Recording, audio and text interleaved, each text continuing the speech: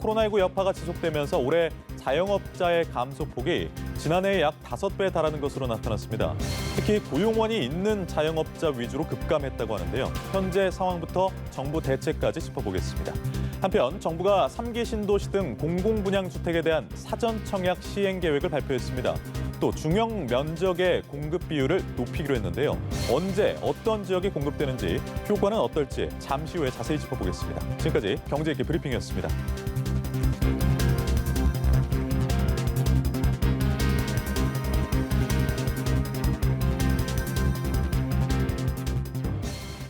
네, 보다 자세한 내용은 김대우의 경제일기에서 살펴보겠습니다. 오늘도 김대우 박사 나오셨습니다. 네, 어서 오세요. 네, 반갑습니다. 네. 자, 올해 자영업자 수가 작년보다 12만 7천 명가량 감소했습니다. 코로나19 여파가 상당한 것 같은데 또 직원을 내보낼 수밖에 없으면서 직원을 둔 자영업자도 급격히 줄었습니다. 관련 수치들 좀 어떻게 보고 계십니까? 네, 우리가 경제가 어렵다, 좋아졌다 이렇게 판단할 때 주로 GDP나 수출 이런 거시지표를 많이 얘기합니다만은 사실 이 지금 코로나 전국 속에서는 그거보다도 훨씬 더 중요한 것은 당장의 생계가 오락가락하는 지금 지적해 주신 이 자영업자들 문제예요. 우리가 1998년 또 2008년 금융위기나 외환위기 때는 기업이 먼저 무너지면서 그 기업체에서 실업자가 먼저 생겨났기 때문에 당시에는 자영업자의 사태가 오늘만큼 그렇게 심각하지 않았습니다. 그런데 지금은 코로나 때문에 모든 경제 활동이 올스탑이 되는 과정에서 이 자영업자들의 바로 생계 전선에서 이 코로나 방역이 이루어지고 또 출입을 하지 못하게 되는 이런 상황 속에서 자영업자들의 지금 피해가 굉장히 큰데요. 네. 지금 지적해 주신 대로 자영업자가 전년 동기에 비해서 무려 12만 명 정도 줄었어요. 그런데 이것은 그 전에 줄어드는 속도보다 5배나 더 많은 규모. 사실 이것은 최근 들어서 이렇게 갑자기 자영업자 수가 이렇게 폭발적으로 줄어든 것은 사실 처음 있는 일이라고 할 수 있겠습니다. 네. 네. 지난 3개월 동안요, 서울에서만 음식점 10,000개가 문을 닫았다고 합니다. 거리에서 곳곳에 문 닫힌 음식점들 보면서 시청자분들도 체감을 하실 것 같은데 이게 비단 음식점뿐만은 아니잖아요. 업종별로 좀 보겠습니다. 그렇습니다. 주로 자영업자들이 상가를 이용해서 영업을 하게 되다 보니까 결국 자영업자들이 폭발적으로 줄어드는 것은 마찬가지로 폐업이 늘어난다라는 얘기의 동전의 양면 같은 얘기인데요. 부동산 사이트 등의 조사에 따르면 지난 3개월 동안 서울에서 2만 개 정도의 지금 상가, 음식점 이런 것이 폐업을 했고 그중에 음식점이 무려 절반에 해당하는 것이죠. 그만큼 지금 활동을 하지 못하고 집에 콕 박혀서 생활하는 집콕 사회가 되다 보니까 길거리 나돌아다니질 않고 특히 직장인들의 음식, 매식 활동이 거의 사라지는 이런 상황 속에서 상당히 지금 많은 폐업이 늘고 있는데요. 그나마 폐업할 수 있는 사람은 어떻게 보면 좀 역설적이지만 다행일지도 모릅니다. 네. 폐업을 할 수밖에 없는 지금 완전 이 적자 상태인데 폐업하지 못하는 사람 자영업자들도 많이 있어요. 이를테면 권리금을 주고 들어왔단 말이죠. 대부분 권리금을 몇 천만 원, 몇 억 주고 들어왔는데 지금 장사가 안 된다고 그만 나가게 되면 권리금이 다 나가는 문제. 또 세금 문제. 또 그다음에 은행 대출 문제 이런 거 또 거래선과의 관계 이런 것 때문에 함부로 못 나가는 그러나 속으로는 굶고 있는 이런 자영업자까지 감안한다면 자영업자 사태는 실로 상당히 심각한 수준이고요. 이 자영업자는 우리 경제에서 실핏줄이라고 저는 항상 보고 싶어요. 네. 모세혈관과 같은 것입니다. 전체적으로 동맥, 정맥도 중요하지만 그것을 인체 곳곳에 전달하는 것은 결국에는 자영업자들이거든요. 그런 면에서 우리 사회가 좀 더 관심을 가져야 될 것으로 보입니다. 네, 속속들이 그 상황이나 또 사연을 들여다보면 상황이 굉장히 복잡하다라는 생각이 듭니다. 그래서 정부에서 이제 2차 재난지원금을 선별 지급하기로 했는데 그렇다면 이런 자영업자나 소상공인 대상으로 해서 그 기준을 어떻게 마련할 것이냐. 벌써 사각지대가 발생하는 거 아니냐라는 우려도 나오잖아요. 그렇습니다. 지금 정부가 4차 추경을 하고 또 그 돈으로 2차 재난지원금을 지급하는 준비 작업을 하고 있는데요.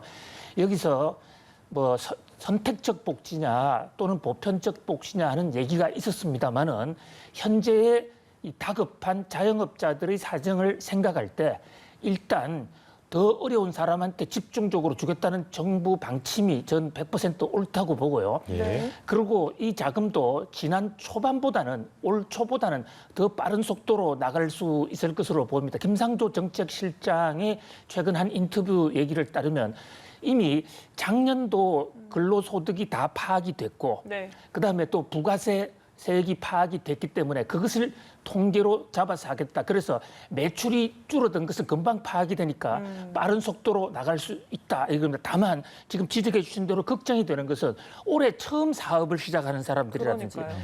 과거에 몇 년간 사업하다가 작년에 외국 갔다 온 사람들 이런 사람들 비교가 안 된단 말이죠.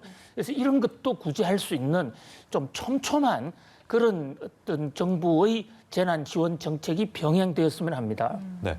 경제 타격에 대비하기 위해서요, 대응하기 위해서 긴급 민생 안정 대책도 마련하기로 했습니다. 1조 원 규모인데 이거는 자금 조달 어떻게 하는지 궁금하고요. 또 방안이 구체적으로 어떤 게 될 수 있을까요? 그렇습니다. 정부가 추경을 7조를 하기로 했습니다.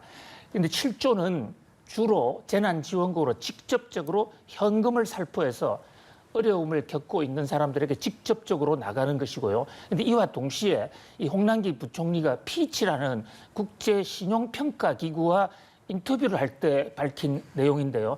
그중에서 약 1조 5천억에서 2조 원 정도는 예산 현재 추경과는 별도로 지금 있는 예산을 다른 예산을 좀 용도 전용을 하더라도 투자를 활성화하고 소비를 진작하겠다. 그중에서 이제 특히 주목을 끄는 것은 이 고용 유지 그 보조금 예. 이 대목을 연장을 하고 또 정부가 직접 나서서 물건을 사주는 직접적인 소비 촉진 또 그 투자를 늘리는 데 대한 지원 이런 것까지 지금 같이 하겠다 했는데 그 방침의 세세적인 세부 안은 나오지 않았습니다만은 이것도 빨리 시행이 되어야 될 것으로 봅니다. 네. 예. 자영업자들 우리 경제 모세혈관이다라고 표현해 주셨는데 코로나 사태가 길어지고 있어서요. 정말 걱정이 됩니다. 저희 이제 다음 주제 짚어보려고 하는데 내년 7월부터 2년 동안 3기 신도시 등 6만 가구에 대한 사전 청약이 이제 진행이 됩니다. 대상지로 지역들이 선정이 됐는데 그 면면 좀 어떻게 보셨습니까? 오늘 아침에 홍남기 부총리가 부동산 관계장관 대책회의에서 발표를 했죠. 사전 청약을 하겠다. 이것은 아파트가 아직 지어지지도 않고 또 착수를 하지 않아도 계획만 있다면 그 지역에 미리 먼저 청약을 해서 앞으로 혹시 내가 집을 갖지 못하지도 않을 것인가라는 그런 청년들, 네. 30, 40 세대들의 걱정, 근심을 덜어주겠다는 그런 취지에서 하는 것인데요. 앞으로 최장 5년, 6년 후에 집을 미리 입도선매할 수 있는 제도입니다. 그런데 현재 지금 3기 신도시를 중심으로 정부가 계획을 발표했어요. 3기 신도시라는 것은 이제 이 창릉지구, 부천지구, 또 남양주지구, 과천지구 이 3기 신도시를 여러 번에 걸쳐서 발표하지 않았습니까? 네. 이 3기 신도시를 건설하는 물량의 약 5분의 1 정도는 사전 분양을 하겠다. 또 그 밖에도 3기 신도시는 아니라 하더라도 요소에 정부가 공용주택으로 짓는 부분은 그래서 전체적으로 6만 가구, 내년 하반기에 내년 중에 3만 가구, 내후년 초에 3만 가구, 이래서 6만 가구의 물량을 쏟아내겠다라는 네. 것이 정부의 구상입니다. 여러 예. 뭐 지역들이 발표가 됐지만 선호도는 조금씩 다를 것 같아요. 그 기준도 사람마다 다르지 않겠습니까? 그렇습니다. 예, 각 현재 지금 최종적인 각 아파트별 단지별 기준은 확정되지 않았어요. 네. 전체적인 윤곽만 나오고 세부 기준은 특히 중요한 것은 거기서 이제 분양가 이런 건데 그것은 그 지역의 현상적인 사정과 맞춰야 되기 때문에 네. 디테일한 부분은 조금 늦게 나옵니다만은 그 모든 신도시 6만 가구에 공통적으로 적용될 수 있는 것은 일단 무주택 그 가구의 세대들 이런 세대들에게 우선 분양이 된다는 거 하고요. 그리고 이제 청약 방법은 기존의 청약 방침과 같이 무주택 기간 또 청약예금 기간, 부양가족 수에 따라서 합니다. 그리고 이제 하나 특이한 것은 신혼부부들에게 30%, 또 생애 최초 이 주택 구입자들에게 20%. 이제 이쪽 대목은 일반인하고 경쟁을 하지 않기 때문에 네. 특별 청약으로서 당첨 확률이 좀 더 높아질 수 있다고 보겠습니다. 네. 3기 신도시 이번에 발표된 거 외에도 과천청사나 태릉골프장 부지에 대한 관심도 높잖아요. 예. 여기는 지금 계획이 없더라고요. 이유가 뭔가요? 예, 이 6만 가구 중에서도 특히 이제 시중에 투자자들 또는 소비자들 관심이 높았던 것이 지금 말씀해주신 과천 정부청사에 짓기로 한 아파트, 또 태능을 그린벨트에서 해제해서 짓기로 하지 않았습니까? 예. 또 용산 기지창 이런 곳이 있는데 이걸 안 하겠다는 것이 아니고요. 이것은 계획이 확정되는 대로 바로 합니다. 다만 여기에는 각기 내부적인 좀 사정이 있어요. 과천 정부청사의 경우는 정부청사 활용 방안이 아직 확정이 안 됐습니다. 그거 확정되는 대로 하겠다. 그다음에 태릉CC의 경우에는 지금 주민들 반발이 상당히 만만치가 않습니다. 그래서 그 지역의 교통대책 해소난을 먼저 만들고 이어서 하겠다. 그 밖에도 또 서부 면허시험장이라든지 일부 지역에 지금 기존 주민들과의 좀 충돌이 일어나는 부분이 있습니다. 네. 거기에 대한 주민들과의 어떤 이해를 조정한 이후에 하겠다는 건데 크게 늦어질 것으로 보이지는 않습니다. 예. 네. 아파트의 또 질을 높이기 위해서 중형급 주택 공급 비율을 최대 50%까지 높이기로 했잖아요. 이건 어떤 의미가 있는 거죠? 예, 이것도 대단히 중대한 전환인데요. 네. 현재 지금 공공 아파트 단지에는 60제곱미터에서 85제곱미터까지의 이것을 중형이라는 이 중형을 15%밖에 짓지 못하게 되어 있습니다. 그러니까 공공이라는 이름하에 집을 많이 지어야 되니까 그동안에는 60제곱미터 이하에 네. 조그마한 집을 많이 짓게 되면 훨씬 더 집을 많이 지을 수 있으니까 공공 분양에 관한 관련 법률이 그렇게 돼 있는데 이번 신도시나 사전주택지에 대해서는 그 60에서 80제곱미터, 그러니까 평수로 따지면 20평대 중반 정도 돼요. 25평 정도 되는 것까지를 전체 50%까지를 지을 수 있다.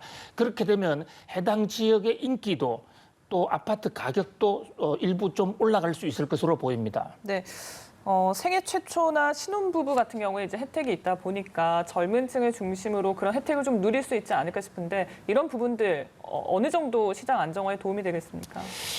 이게 일단은 지금 분양가 상한 제도가 7월 20일, 9일부터 시행된 이후에 서울의 경우에는 이달에 신규 재건축 물량이 하나도 없습니다. 그런 지금 공급 절벽 현상이 생기고 있거든요. 네. 그런 공급 절벽 현상을 오늘 발표된 이 6만 가구의 사전 분양 제도가 상당히 해소해 줄 수 있을 것 같고요. 그리고 불안감, 난 집 없이 살아야 되는 거 아니냐 이런 것을 해소하는 데는 나름 기여할 것으로 보입니다만은 그러나 근본적인 해결책은 아직도 멀다. 왜냐하면 이번에 지금 6만 가구가 나온 그 지역이 네. 그렇게 100% 많이 선호하는 지역에 제한돼 있어요. 그리고 서울은 지금 아직 거의 지금 확정이 되지 않았거든요. 그런 면에서 이와 동시에 6만 가구 사전 분양과 동시에 결국 지금 지난번에 정부가 대책에서 발표한 대로 공공재건축, 공공재개발 이것도 활성화시켜서 재건축과 재개발을 통한 공급 물량 확대 정책도 같이 병행돼야 될 것으로 보입니다. 네, 알겠습니다. 여기까지 듣겠습니다. 김대호의 경제 읽기 김대호 박사님과 함께했습니다. 네, 고맙습니다. 감사합니다.